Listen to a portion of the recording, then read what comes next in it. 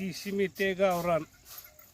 तर बघा हे आता हे 10-20 इसकुटून झाले. तर बघा हे आता मेथी पातळ पातळ पातळ अशी इसकुटून घ्यायची आहे. बघा ही लय दाट नाही ही अशी.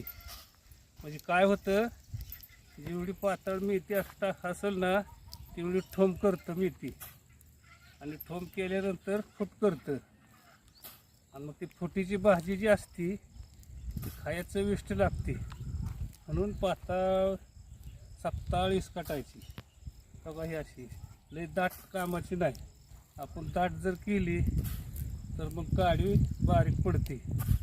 बघा ही अशी. म्हणून दाट कधीच टाकायची नाही मेथी. हे किती बारीक बी आहे बघा, लय बारीक बी आहे. बघा ही सप्ता हे टाकली म्हणजे दाट होत नाही. तर बघा बघा ही अशी बारीक बारीक बारीक बारीक बाजरीच्या बेवा नाचते ही. झाली बघा ही इसकुटून.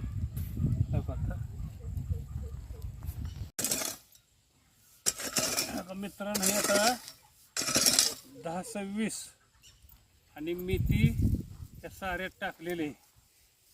त्याआधी आम्ही खोरापला स्वच्छ केला, त्याच्यानंतर मेथी इसकटली, 10-20 टाकलंय. आणि हे दोन्ही बघा आता मुजवून घ्यायचं दातडानं. असं. आणि पुन्हा राहिलेलं कुठं कुठं राहतेल खुरप्यानं मुजवून घ्यायचं. तसं बघा अशा पद्धतीनं मेथी 10-20 मुजले जाते दातडानं. कमी कष्टात लय वेळ घालवता हे असं काम होतंय. मित्रांनो बघा हे अशा पद्धतीने केलं तर आपलं कष्ट वाचते, वेळ जात नाही. अशा पद्धतीने टाकायची मेथी.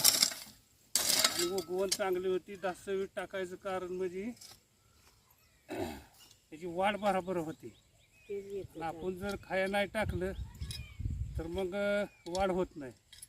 10-20 त्याच्या मुळाला पोचतं आणि मग वाढ खातं.